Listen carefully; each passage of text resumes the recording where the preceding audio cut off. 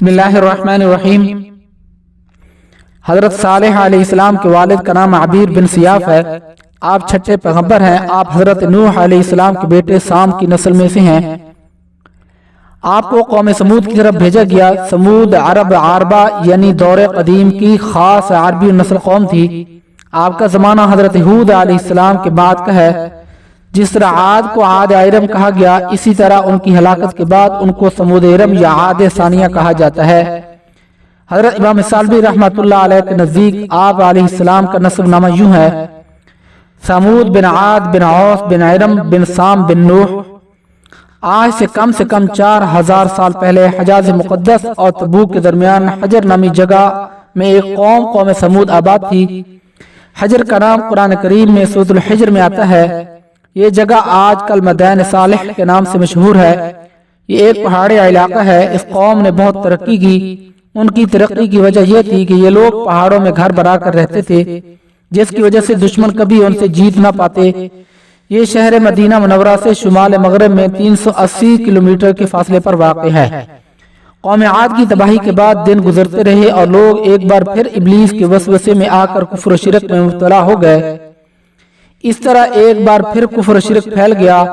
سمود بت پرست تھے۔ وہ خدا واحد کے علاوہ بہت سے معبودوں کی پرستش کرتے۔ حضرت صالح علیہ السلام انہیں سمجھاتے اور دین کی دعوت دیتے، لیکن انہوں نے ہر طرح سے عاد کی پیروی کی۔ قرآن کریم میں تذکرہ ارشاد خداوندی ہے: اور قوم سمود کے پاس ہم نے ان کے بھائی صالح کو پیغمبر بنا کر بھیجا۔ انہوں نے کہا، اے میری قوم، اللہ کی عبادت کرو، اس کے سوا تمہارا کوئی معبود نہیں ہے۔ اس نے تم کو زمین سے پیدا کیا اور اس میں تمہیں آباد کیا، لہذا اس سے اپنے گناہوں کی معافی مانگو، پھر اس کی طرف رجوع کرو۔ یقین رکھو کہ میرا رب تم سے قریب بھی ہے، دعائیں قبول کرنے والا بھی ہے۔ حضرت صالح علیہ السلام نے جب قوم کو یہ عمدہ نصیحت فرمائی تو قوم نے جواب دیا۔ وہ کہنے لگے، اے صالح، اس سے پہلے تو تم ہمارے درمیان اس طرح رہ رہے تھے کہ تم سے بڑی امیدیں وابستہ تھیں۔ جن بتوں کی عبادت ہمارے باپ دادا کرتے آئے ہیں، کیا تم ہمیں ان کی عبادت کرنے سے منع کرتے ہو؟ جس بات کی تم دعوت دے رہے ہو اس کے بارے میں تو ہمیں ایسا شک ہے جس نے ہمیں اضطراب میں ڈال دیا ہے۔ یعنی آپ علیہ السلام نبوت سے پہلے بھی عقل مند اور مہذب تھے، باعزت گھرانے سے تعلق رکھتے تھے۔ اپنے معمولات میں لوگ ان سے مشورے لیتے تھے، لہذا انہیں ایک خاص مقام حاصل تھا۔ لیکن جب آپ علیہ السلام نے انہیں ایک اللہ پر ایمان لانے اور اس کے سوا کسی کی عبادت نہ کرنے کی دعوت دی تو انہوں نے آپ کا ساتھ چھوڑ دیا۔ حضرت صالح علیہ السلام نے اپنی قوم سے بہترین نرم و لطف اندوز خطاب کیا اور انہیں خیر کی طرف بلایا۔ حضرت صالح علیہ السلام نے کہا، ہے میری قوم، ذرا مجھے یہ بتاؤ کہ اگر میں اپنے پروردگار کی طرف سے آئی ہوئی ایک روشن ہدایت پر قائم ہوں اور اس نے مجھے خاص اپنے پاس سے ایک رحمت یعنی نبوت عطا فرمائی ہے، پھر بھی اگر میں اس کی نافرمانی کروں تو کون ہے جو مجھے اللہ کی پکڑ سے بچا لے؟ لہذا تم مجھے میرے فرائض سے روک کر بربادی میں مبتلا کرنے کے سوا مجھے اور کیا دے رہے ہو؟ حضرت صالح علیہ السلام نے اپنی قوم سے فرمایا، اور وہ وقت یاد کرو جب اللہ نے تمہیں قوم عاد کے بعد جانشین بنایا اور تمہیں زمین پر اس طرح بسایا کہ تم اس کے ہموار علاقوں میں محل بناتے ہو اور پہاڑوں کو تراش کر گھروں کی شکل دے دیتے ہو۔ لہذا اللہ کی نعمتوں پر دھیان دو اور زمین میں فساد مچاتے نہ پھرو۔ سورۃ الشعراء میں آپ کے مزید خطاب موجود ہیں۔ کیا تمہیں اطمینان کے ساتھ ان ساری نعمتوں میں ہمیشہ رہنے دیا جائے گا جو یہاں موجود ہیں، ان باغوں اور چشموں میں اور ان کھیتوں اور نخلستانوں میں جن کے خوشے ایک دوسرے میں پیوست ہیں؟ اور کیا پہاڑوں کو بڑے ناز کے ساتھ تراش کر تم ہمیشہ گھر بناتے رہو گے؟ اب اللہ سے ڈرو اور میری بات مانو اور ان حد سے گزرے ہوئے لوگوں کا کہنا مت مانو جو زمین میں فساد پھیلاتے ہیں اور اصلاح کا کام نہیں کرتے۔ قوم نے آپ علیہ السلام کو سحر زدہ قرار دیا اور کہا کہ اگر تم سچے ہو تو کوئی نشانی پیش کرو۔ تمہاری حقیقت اس کے سوا کچھ بھی نہیں کہ تم ہم جیسے ہی ایک انسان ہو، لہذا اگر سچے ہو تو کوئی نشانی لے کر آؤ۔ اللہ تعالیٰ نے انہیں معجزے کے طور پر ایک عظیم الشان جسم و خلقت والی اونٹنی عطا فرمائی جو ایک پہاڑ سے سب کے سامنے برآمد ہوئی تھی۔ حضرت صالح علیہ السلام نے قوم سے کہا، یہ اللہ کی اونٹنی ہے۔ اونٹنی کو اللہ کی طرف سے منسوب کرنا اس کی شرافت و عظمت اور اس کی نشانی کو بتانے کے لیے تھا۔ حضرت صالح علیہ السلام نے اپنی قوم سے فرمایا، اور اے میری قوم، یہ اللہ کی اونٹنی تمہارے لیے ایک نشانی بن کر آئی ہے، لہذا اس کو آزاد چھوڑ دو کہ یہ اللہ کی زمین میں کھاتی پھرے، اور اس کو برے ارادے سے چھونا بھی نہیں، کہیں ایسا نہ ہو کہ تمہیں عن قریب آنے والا عذاب آ پکڑے۔ یہ اونٹنی معجزہ بھی تھی اور قوم کے لیے ایک آزمائش بھی۔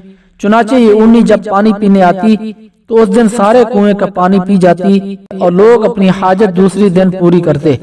ہم ان کے پاس ان کے آزمائش کے طور پر اونٹنی بھیج رہے ہیں، اس لیے تم انہیں دیکھتے رہو اور صبر سے کام لو، اور ان کو بتا دو کہ کنویں کا پانی ان کے درمیان تقسیم کر دیا گیا ہے، ہر پانی کا حقدار اپنی باری میں حاضر ہوگا۔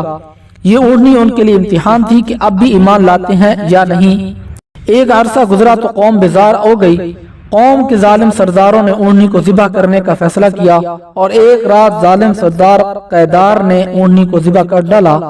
سورۃ القمر میں ہے، پھر انہوں نے اپنے آدمی کو بلایا، چنانچہ اس نے ہاتھ بڑھایا اور اونٹنی کو قتل کر ڈالا۔ جب صالح علیہ السلام کو پتہ چلا تو انہوں نے اپنی قوم کو 3 دن کی مہلت دی اور فرمایا، 3 دن خوب کھا پی لو، مگر ظالم لوگوں نے ہٹ دھرمی کرتے ہوئے خود حضرت صالح علیہ السلام کو قتل کرنے کی ٹھان لی۔ ان کی قوم میں 9 بڑے بدمعاش تھے۔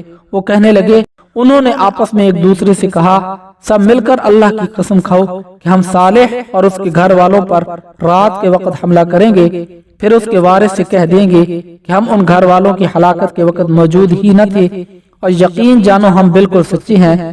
اللہ تعالیٰ فرماتا ہے، انہوں نے یہ چال چلی اور ہم نے بھی ایک چال اس طرح چلی کہ ان کو پتہ بھی نہ لگ سکا۔ انہوں نے ایک چال چلی، پھر اللہ تعالیٰ نے خفیہ تدبیر کی جس کی انہیں خبر تک نہ ہوئی، اور ان کا کیا انجام ہوا۔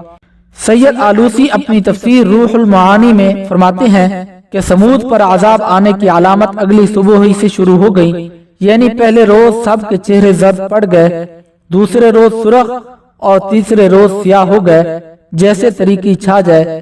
ان 3 دنوں کے بعد رات کے وقت ایک ہیبت ناک آواز نے ہر شخص کو ہلاک کر ڈالا جس حالت میں وہ تھے، اور ان کی بستیوں کو ایسا کر ڈالا جیسے وہ کبھی وہاں بسے ہی نہ ہوں۔ ان کے غرور کا انجام آنے والی نسلوں کے لیے عبرت کا نشان ہے۔ اور جن لوگوں نے ظلم کا راستہ اپنایا تھا ان کو ایک چنگھاڑا نے آ پکڑا، جس کے نتیجے میں وہ اپنے گھروں میں اس طرح اوندے پڑے رہ گئے۔ قوم سمود پر یہ عذاب نازل ہوا، اور دوسری طرف حضرت صالح علیہ السلام اور ایمان لانے والے محفوظ رہے۔ اس موقع پر صالح علیہ السلام ان سے منہ موڑ کر چل دیے اور کہنے لگے، اے میری قوم، میں نے تمہیں اپنے رب کا پیغام پہنچایا اور تمہاری خیر خواہی کی، مگر افسوس کہ تم خیر خواہوں کو پسند ہی نہیں کرتے تھے۔ ان کے مکانات ان کی تباہی سے لے کر اب تک موجود ہے۔ شام کے راستے میں تبوک تک قوم سمود کے آثار پائے جاتے ہیں۔ قوم کی ہلاکت کے بعد وہ فلسطین میں آ کر آباد ہوئے، جو حجر کے قریب ہے۔ مزار مبارک جزیرہ نما سینا کے مشرق کنارے پر وادی سیر میں نبی صالح کے نام سے آج بھی زیارت گاہ خلائق ہے۔